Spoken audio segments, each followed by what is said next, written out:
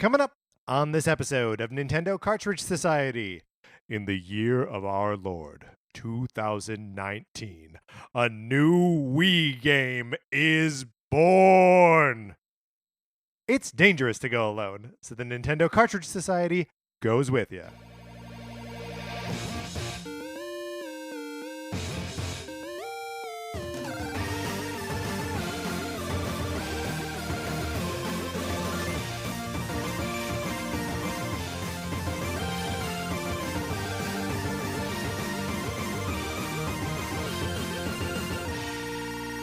Welcome to Nintendo Cartridge Society. My name is Patrick Ellers. I am joined, as always, by my co-host, Mark Mitchell. We've got a good show for you today. We are going to be talking about the news from the week, including maybe the last time we're going to talk about Pokemon before it's released, probably. Maybe. We're not sure. And then on Thursday, we're talking memorable co-op games and co-op gaming experiences with our buddy Christian Humes. But in the meantime, Mark, how are you? I'm doing so good. Patrick, let me be the first to wish you and yours a happy holidays. What? Okay. I mean, that is true. You are, in fact, the first to wish me and mine. Got it. And it's up to me to relay that message to mine, whatever that is. Look, I got so many people to wish happy holidays to. I don't have time to wish it to all of yours. Now, I'm just doing a blanket. Hold on.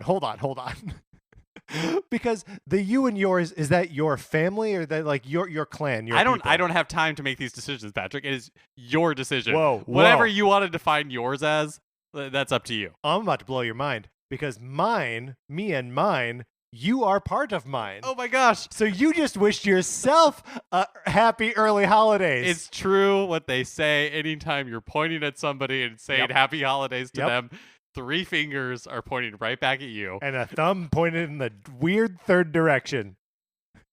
Speaking of weird third directions, my copy of Sonic Forces, would you like to borrow it? You can. All you have to do is own a Nintendo Switch or have access to a Nintendo Switch. Want to play the game on Nintendo Switch? Email us at nintendocartridgesociety@gmail.com with a mailing address where I can send you my copy of the game. You play it for as long as you want. You send it back. It costs you Nothing. So do that while you're doing that, but in a separate email, please in a separate email. Send us your Super Mario Maker 2 levels. That's right. We're not begging you to send us your Super Mario Maker 2 levels. We're begging you to do that in a separate email. That's right. Look, we are ain't too proud to beg, right? We ain't too proud to beg, but we are too proud to beg just for the thing to happen. We want it to happen a specific way.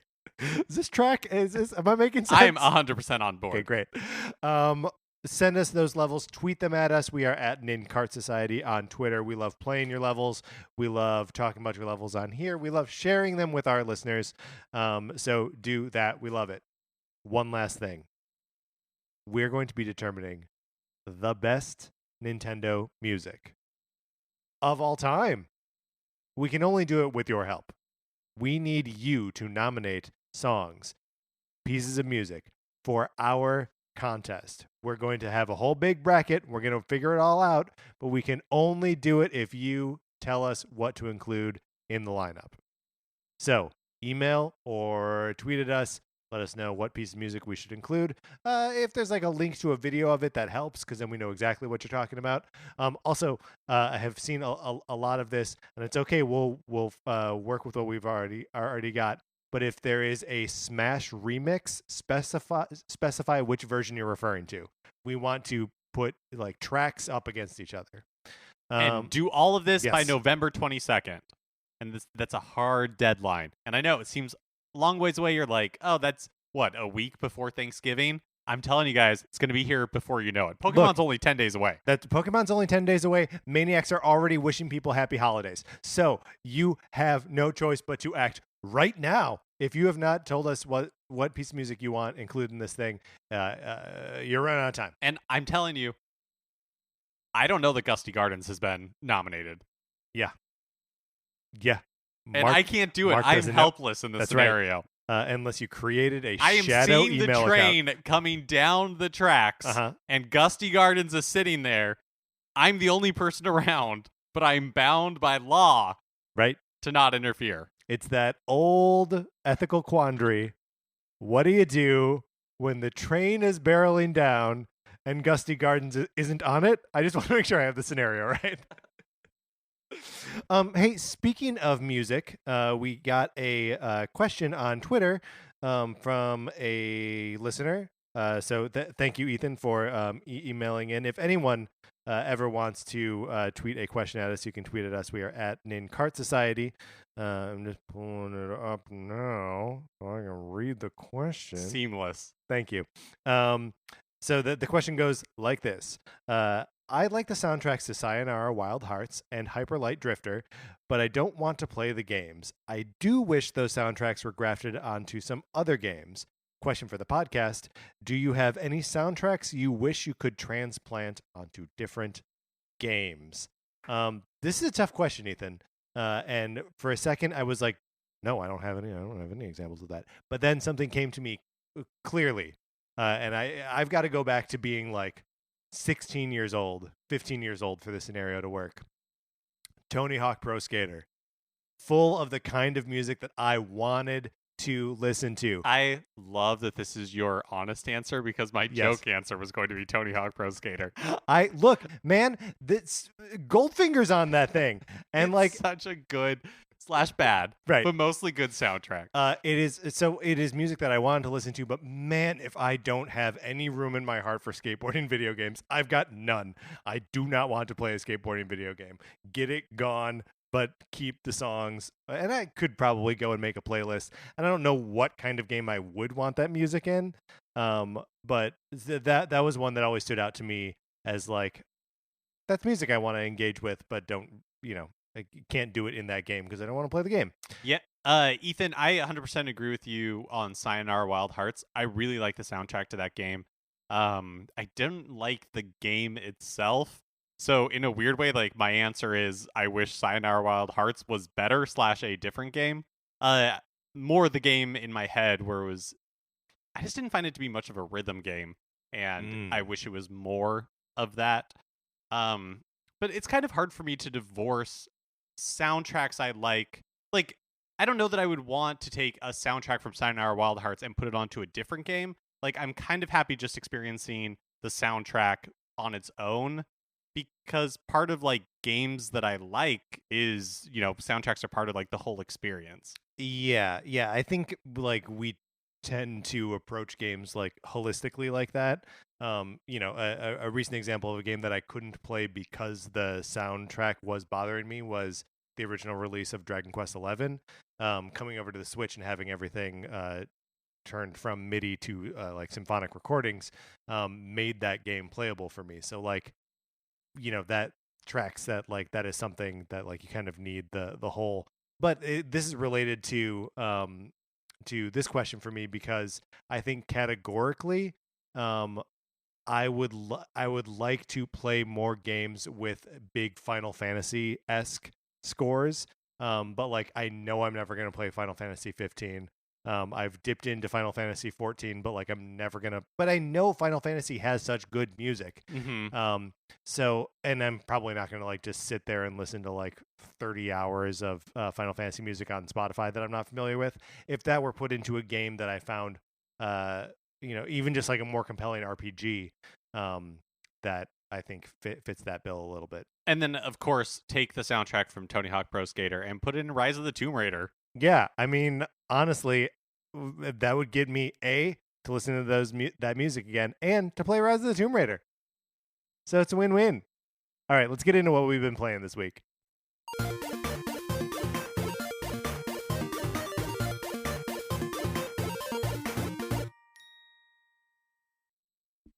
So we have been playing a couple games together. That's right. Luigi's Mansion 3 and Resident Evil 6. Both of which we will be talking about on Thursday as part of our co-op games extravaganza. But can I just say right now that one thing I am loving about Luigi's Mansion 3 is that it is like a renaissance of sorts for Professor Egad. Oh, Professor Egad. He is wonderful. He's so funny in this game. Mm-hmm. I love his animation. I like when he's walking around Oh my or god, like running around. He's like his head is tilted back, his He's mouth so is agape. stupid. He's so dumb. I love him so much, but I also like that he's getting recognition in a way that he didn't before, just because I think he is like the most fully fleshed out version of EGAD we've ever had. Sure, the most EGAD we've ever had. Yeah, I'm very much enjoying Luigi's Mansion 3.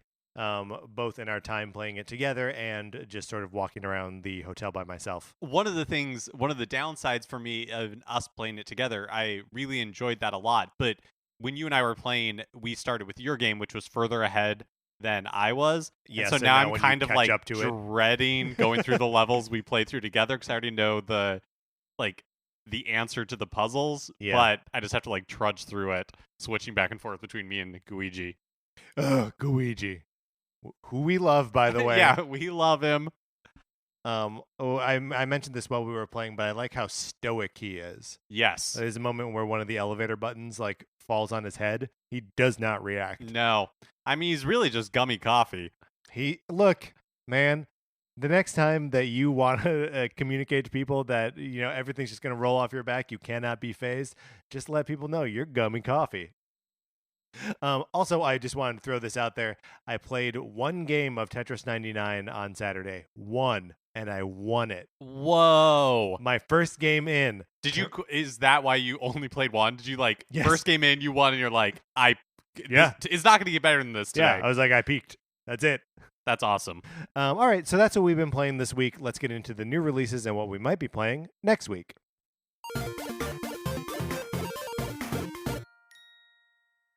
Patrick, I am truly delighted to tell you that today, November 5th, a new Wii game is released. Just Dance 2020. The Just Dance series. The only reason that anyone is printing new Wii discs. Pretty amazing. I haven't played a Just Dance game for a few years now, but I used to buy a new one every year. I think they're super fun party games. And I think it's absolutely insane that they keep making it for Wii and that it continues to sell well enough. Yeah, that they to justify that. Yeah. It also comes out for Switch. Perfect. Today.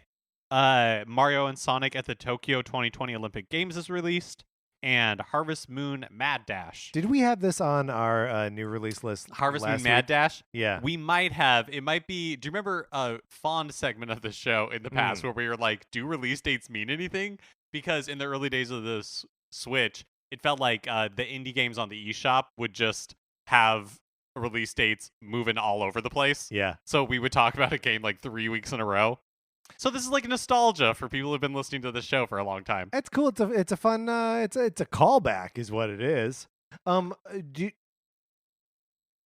was going to talk about Mario and Sonic at the Tokyo 2020 Olympic Games, but I don't think we have anything further to say about it. Other than it's a game that like I feel like we were paying attention to it a little bit, played it at E3, and we're like, all right, it's pretty samey. And then they were like, there's also this 2D mode where you play as like 16-bit and 8-bit sprites, and we were like, well, that's cool. But ultimately land on like, yeah, but I'm never going to play it. I still hold that the most enjoyment I will get out of this game is the videos and GIFs that people post of the Nintendo characters doing rhythmic gymnastics. Yeah, I mean, I can watch that forever. That's perfect.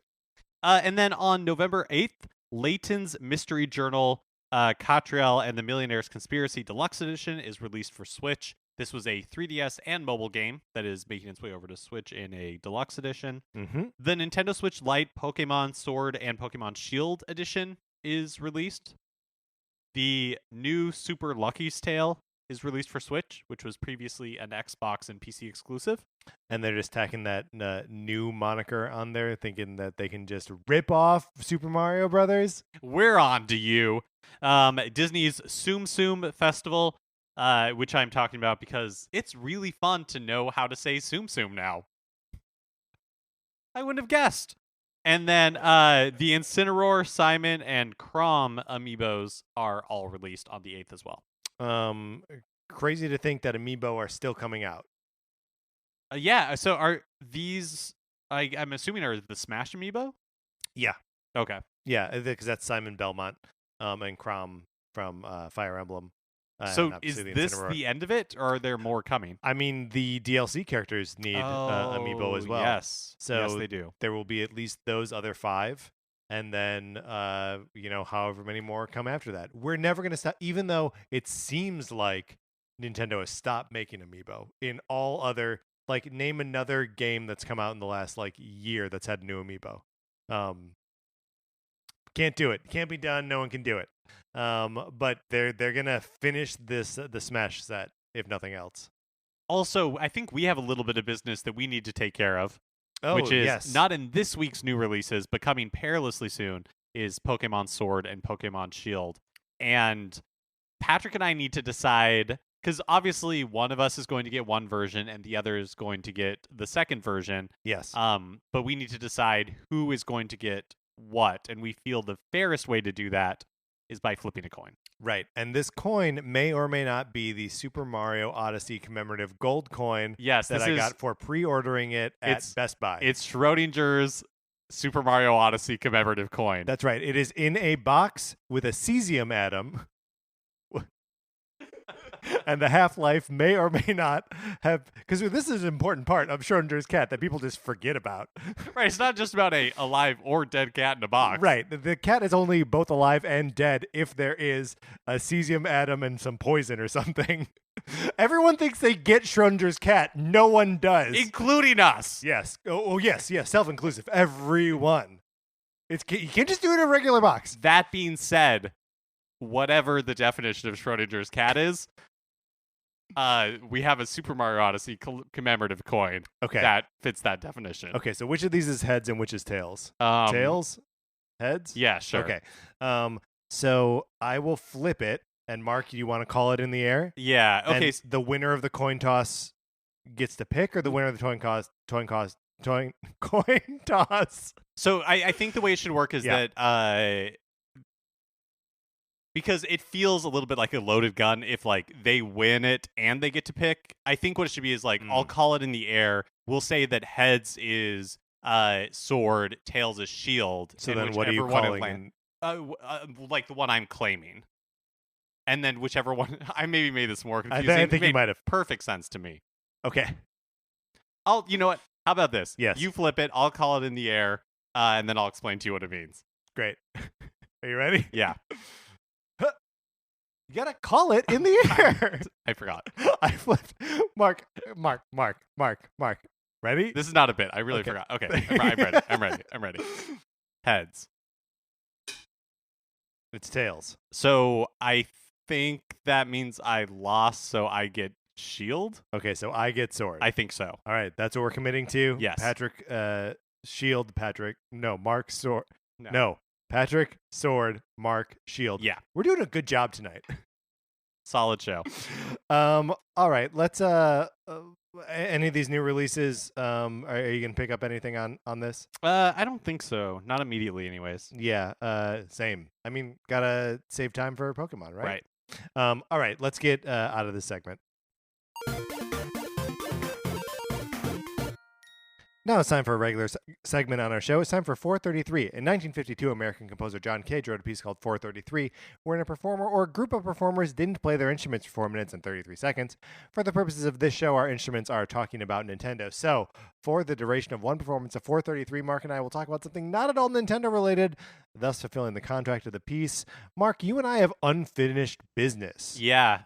A rare continuation of 433. So, we are trying to, from memory, name all of the Marvel movies in release order, and we made it to Ant-Man. Right. Didn't check our work, but I'm pretty sure we got it correct. I think we are correct. Right. So, A+ to us for that work. But post Ant-Man, I am nervous.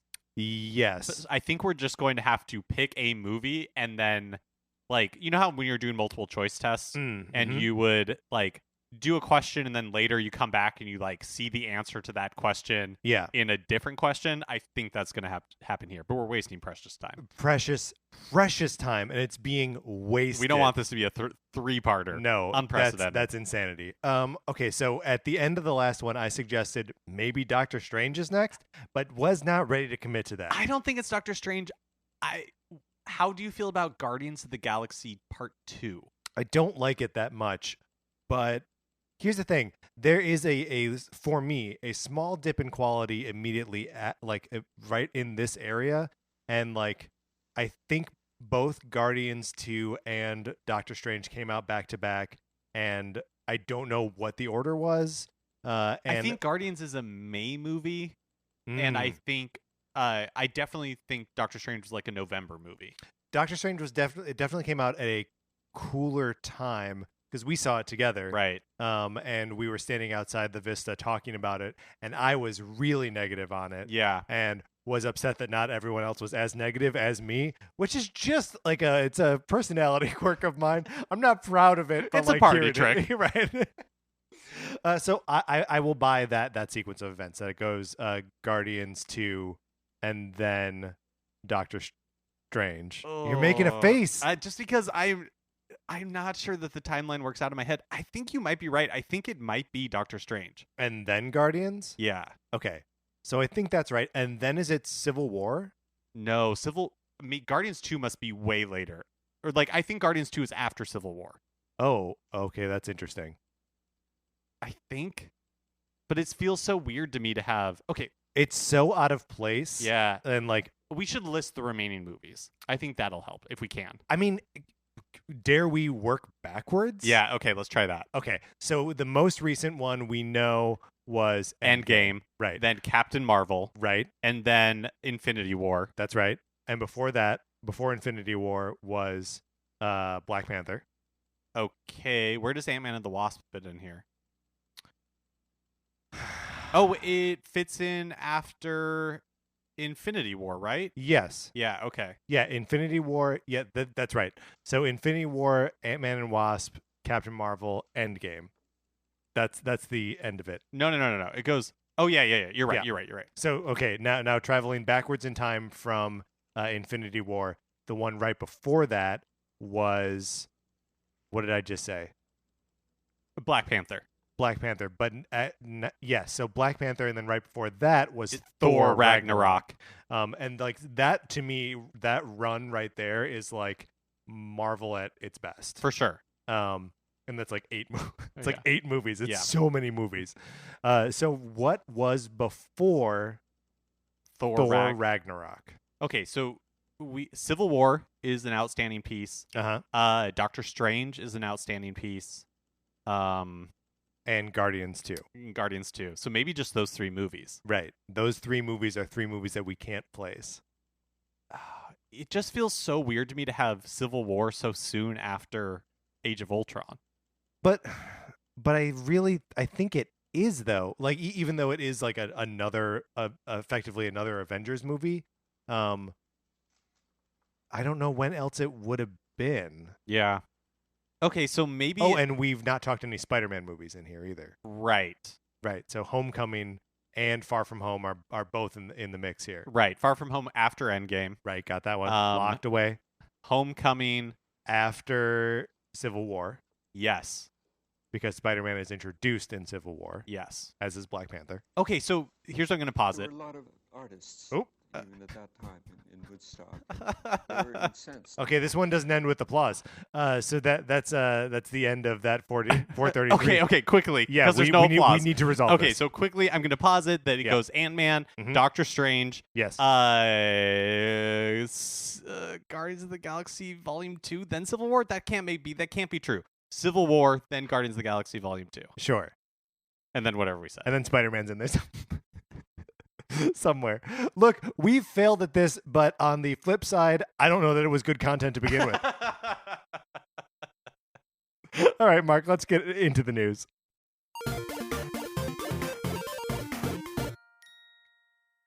So, Pokemon Sword and Shield stuff is leaking all over the place. Like, pretty much any information you want to know about this game is out there. The complete Pokedex, all that kind of stuff, completely out there.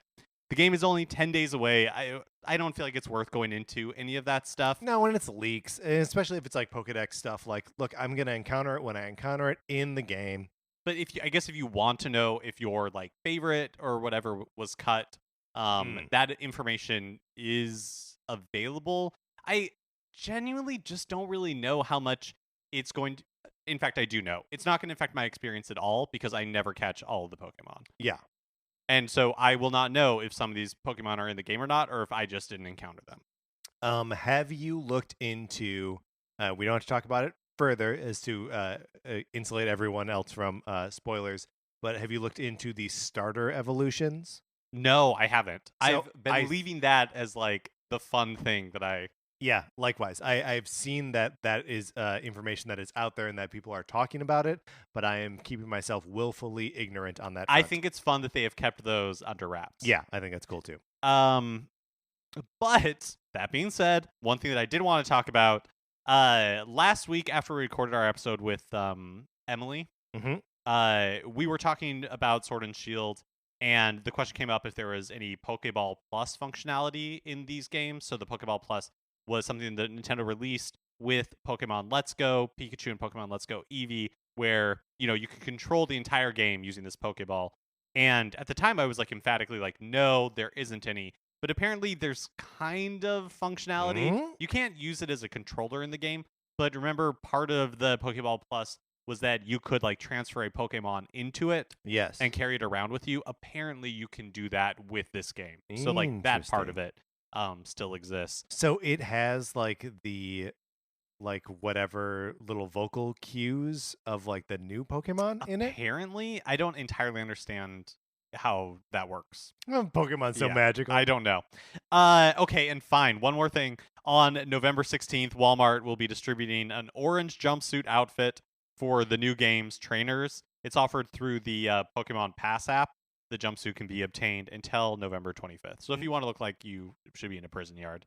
Now, and just to be clear, this is an in-game outfit? Yes. Okay, great. Yeah. Yes. In-game only. It's hard because Nintendo will refer to both your character in the game and people playing the game as trainers. Right. Right? So we just need to, if we're getting an orange jumpsuit for Pokemon trainers, I just want to make sure we all know what that means. If you want to get an orange jumpsuit for yourself, you don't have to wait to get permission from Walmart. Walmart? Yeah, it's Walmart. Just go ahead and get one. And this is not breaking the new rule of not talking about any more about Pokemon, because this is really a Tetris 99 bit of news, which we will always talk about. This is a good workaround. There's a new Maximus Cup happening this weekend, November 7th through November 10th. You can earn a special Pokemon Sword and Pokemon Shield theme if you acquire 100 points. We're being blessed with themes right now. Yeah. It feels like there was a drought for a little bit, maybe just because I missed 2 of them.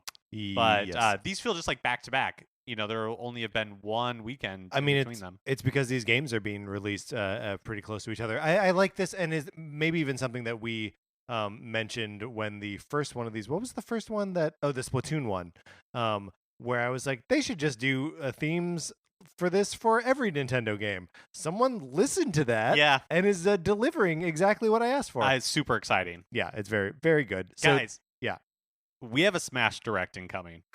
This is insanity.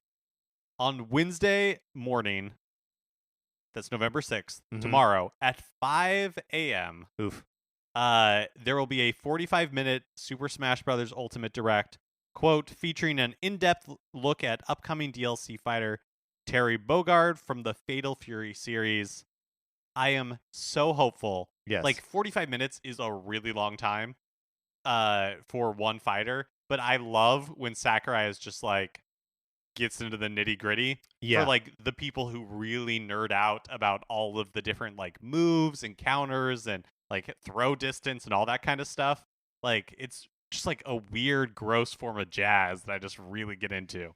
It is really cool, and the thumbnail on Nintendo's Twitter definitely made it look like this is going to be one of those videos that's just like Sakurai sitting at his desk with a plant in the background, probably double fisting Pro controllers. Right, and where you can hear like the people who are filming it, like his assistants, like laughing occasionally. Yeah, the things he's doing are so insane.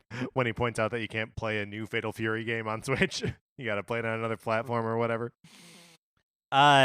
I'm guessing this also means that it's going to drop tomorrow or very soon. Yeah, the pattern would suggest that when they drop a 45-minute trailer, that the character launch is not far behind or at the same time. I've lost track. Is this the last fighter in like the original DLC, or there's one more? It is not. There is one more unannounced. Mm-hmm. Right? Right. Let's do this together. Because Banjo-Kazooie has already come out? Banjo-Kazooie is out. Okay. And then it's Joker and the Dragon Quest hero. Uh-huh. And that's it. Right. And then Terry is number 4. Right. And so one more of like the original fighters pass, and then an untold number in the future. Do you think there is any possibility that we either get that character revealed tomorrow or on Wednesday, or any other features of Super Smash Bros. Ultimate? Well, okay, so the hero was, or was it? I guess it wasn't hero. I guess it was Banjo-Kazooie was released in September, so we seem to be getting one every other month, pretty much, right? I mean, it's more or less quarterly, right? Okay. I guess basically what I'm saying is no, it wouldn't surprise me if we wait till the Game Awards. Yeah. And then it releases in like January or something. And Game Awards, that's what you were referring to when you said Happy Holidays to me, right? Always. Yeah. 100% for sure. They're usually right around my birthday. So really happy birthday to me. Mario Kart Tour launched without multiplayer, which a lot of people were kind of like disappointed with. Especially because the game like presents itself as maybe being multiplayer. Yeah, it fakes it because it takes takes it, yeah. people's usernames and then shows it, like displays them. It hasn't bothered me. I don't know that my like experience will be greatly improved by multiplayer, especially because I don't think we know anything about it. Like, can I play with friends? It just doesn't seem like something I personally care about on mobile. Yeah. But they said that it was coming soon when the game launched, and there's a beta test coming in December. The beta test will only be available to people who pay the $5.99, I guess it's $4.99 a month for the Gold Pass. But multiplayer is going to be available to everyone who plays the game once it like actually launches. Got it. Overwatch 2 was announced last week at BlizzCon and is coming to Switch. They're doing an interesting like hybrid sort of thing that I haven't really seen done before, where basically all of the first game's heroes, maps, modes, and player progress are promised to carry over. They are having what they're calling a shared multiplayer environment, which I think is pretty cool.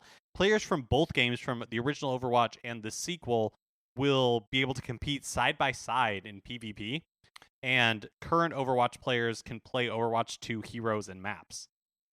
Which is pretty cool. I guess they're just like doing whatever they can to not like fracture the player base, and there are obviously a lot of people that are playing, still committing a lot of time to Overwatch, including like there's a whole Overwatch league, like as an esport, it's a big thing. So I guess they just didn't want to bury what they already have with a new version of the game. Yeah, I feel like they're trying to thread that needle that no game, to my knowledge, has really done successfully, where it's games as a service, but also an additional game, right? Because like when Destiny was originally announced, they were promising to do the part of it where it was like all of your experience, all of your items, everything will go over to the next game. Yeah. And then when Destiny 2 was actually announced, they were like, except no, that's not actually a thing. So it'll be interesting to see how Overwatch does it, partly because this game, the way they're talking about it, is very far off. Yeah. Like maybe not even a 2020 game, like a 2021 game. The real big selling point of Overwatch 2 seems to be all the PvE content, like the co-op modes, the story missions. Enemy. That's right. Mm-hmm. And obviously if you're like, I'm sure the new game will, have like graphical upgrades and all that kind of stuff. So yeah, it's going to be really interesting to see how all of this shakes out. Did you watch the story trailer that they launched for this thing? I didn't. So it's cool. It shows a couple of the Overwatch heroes like going to fight a giant robot. And they're like really down and out, and then like all the other Overwatch heroes like come back and join them, and they're like, does this mean Overwatch is back? And they're like, yeah, Overwatch is back. Which is cool, but it's an 8-minute long trailer. Why do video games do this? Why, like you watch a trailer? We watched a trailer for the Rise of Skywalker the other day.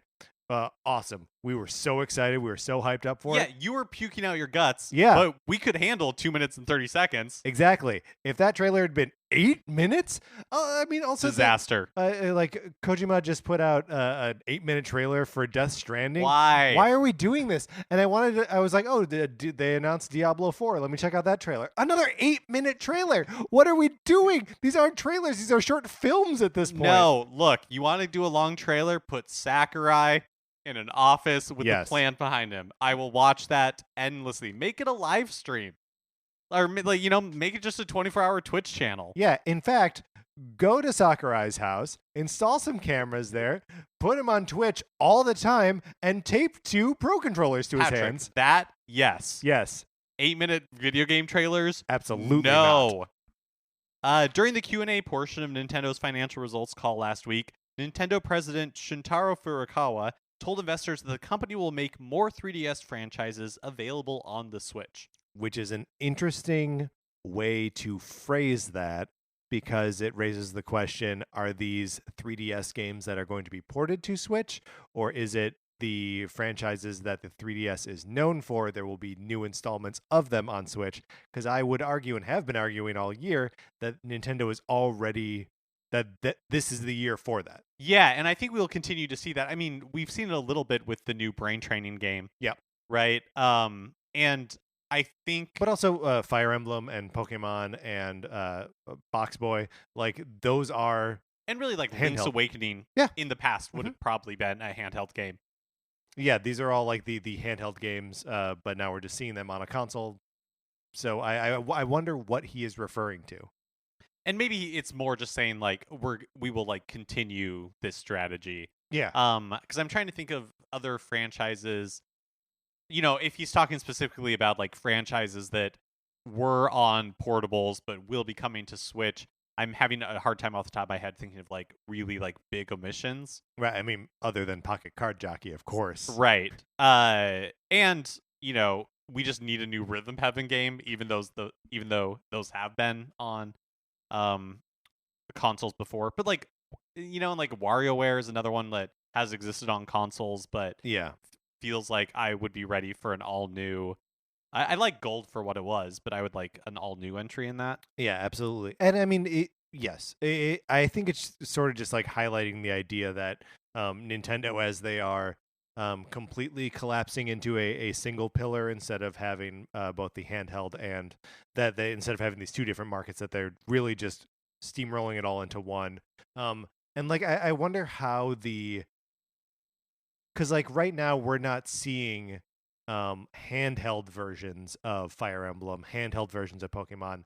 These are games that are obviously designed with a closer attention to like graphical fidelity, and just meant to be bigger, right? So I wonder if it means that they're going to bring some of like the 3DS quality over as well. I mean, if we're parsing like all what he said, which was very little, Mhm. he said that franchises, Sure. not like games. That being said, I do think that there is like a market for these mid-level, like $30-$40 experiences that you could, like, the price point that you would pay on the 3DS. Yeah. But how do you... It feels very difficult to thread that needle. I mean, I think Sushi Strikers was an early attempt at something like that. Yeah. And failed miserably. Although, Yeah. actually, maybe that was full price on Switch. That might have been a full $60 game. I think it was a little bit cheaper because it was $40 on 3DS. But might have been 60. I don't know. corollary to all of this, a few weeks back when Mario plus Luigi, this series developers, Alpha Dream, filed for bankruptcy, former senior editor at Game Informer Imran Khan tweeted that their last game, which was the 3DS remake for Bowser's Inside Story, bombed like incredibly hard. Khan was a recent guest on Kinda Funny Games Daily, and he shared a little bit more information about what he heard. Apparently, Bowser's Inside Story sold something like 11,000 units in its first month. Hey, I bought one of those units. It's Me. basically like a special, like one of those like limited editions. Yeah. One right. out of 11,000 copies. Apparently, this really bad performance also caused Nintendo to cancel a bunch of other 3DS plans. including another Fire Emblem remake in the vein of like Fire Emblem Echoes. Is that what it was called? Yeah. Yep. It's fun. The second you said Echoes, I want to be like, of an elusive age. Yes. Right. Yeah. It doesn't surprise me that there were other 3DS games like in the pipe, and then they saw the numbers from Inside Story and we're like, we gotta change course here on this. And honestly, if it means that they shuttered another Fire Emblem game, I think that's fine. I don't know that the audience would have gone back to the 3DS to play it. Right. I do wonder if we'll see it on Switch in the future, though, because Fire Emblem Three Houses has been a really big success. It's almost already the highest selling Fire Emblem game ever.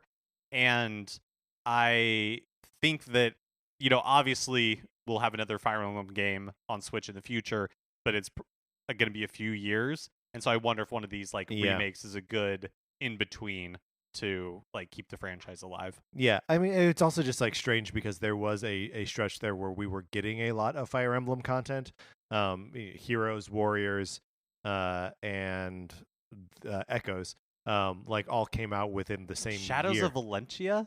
That might be right. Yeah, Okay. Echoes of an Elusive Age.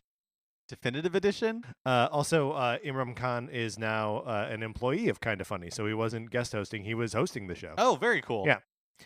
Finally, Nintendo legend Shigeru Miyamoto was recently selected by the Japanese government as a person of cultural merit. Very cool. As part of his comments, he said, quote, "I'm going to do my best to keep doing new things so I don't get asked if I'm about to retire." He's 66 years old, and he's been with Nintendo for over 40 years. Wow. So he's been working at Nintendo since he was 16? Does that check out? No. In what way? Wouldn't he be 26? Yeah.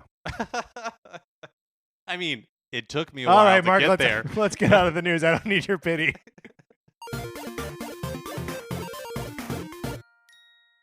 All right, that's going to do it for this episode of Nintendo Cartridge Society. If you enjoyed it, please share it with your friends, rank, review, subscribe, do all the things that you do to podcasts that you like and want to exist for a long time.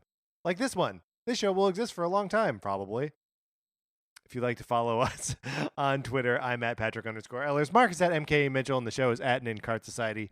We also have a Facebook page, which is just Nintendo Cartridge Society.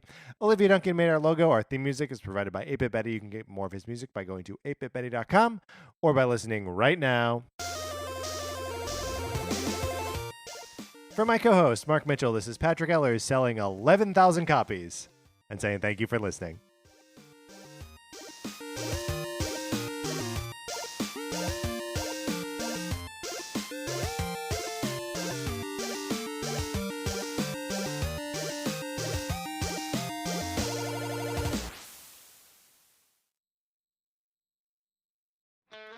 Hi folks, Sean Watkins here. I'm here to tell you about my podcast/album called This Is Who We Are.